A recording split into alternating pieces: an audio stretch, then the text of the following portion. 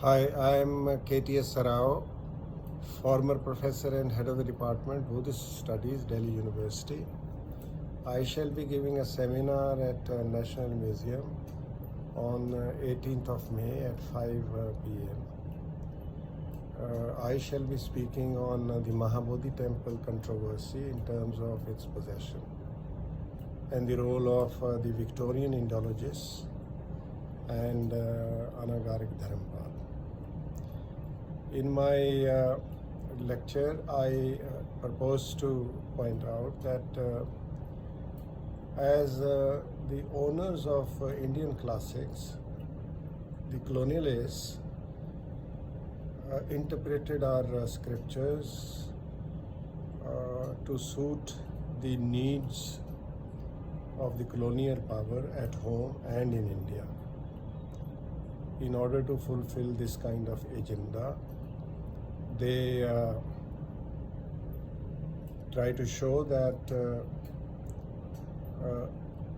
Hinduism and Buddhism were two religions which had irreconcilable differences between them,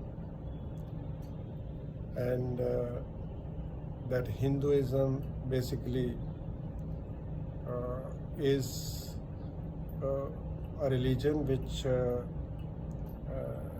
is exploitative, unegalitarian, and is basically run by corrupt Brahmins.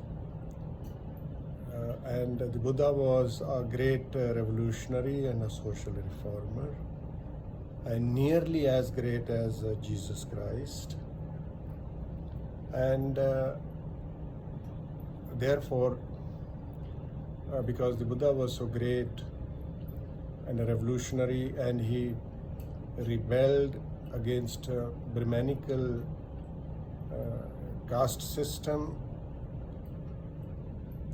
and all kinds of other exploitative forms of Hinduism, and so therefore the Buddha wasn't really liked very much by the Hindus, and this kind of so-called discrimination against Buddhists continued in India till Buddhism was wiped out of this land.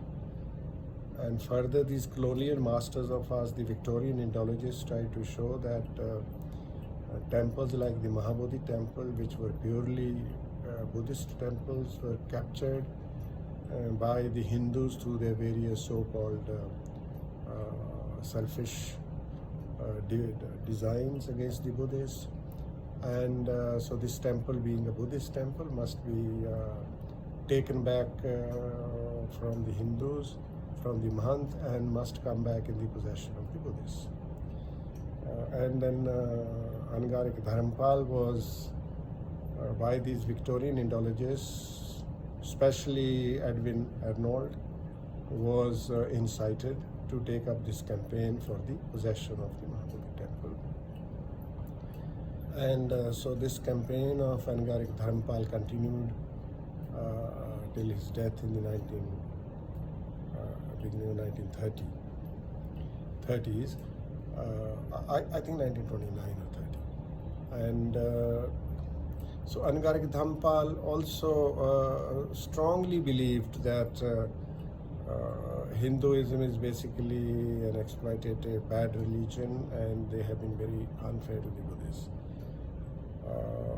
And even after the death of Anagarik Dharampal, this kind of struggle for the possession of the Mahabodhi temple continued till the Bihar government brought this act into force in 1948, whereby the management of the Mahabodhi temple came under the joint control of 4 Hindus and 4 Buddhist members, with the district magistrate, who must be a Hindu, who would be the chairperson.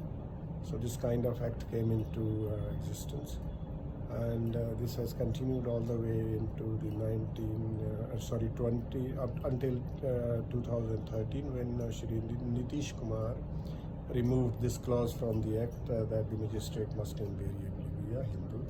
Now magistrate can be of any religion, And so as it stands now, so you have 4 Hindus and 4 Buddhists in the management committee, and the local magistrate is supposed to be the chairperson, who could be of any religion.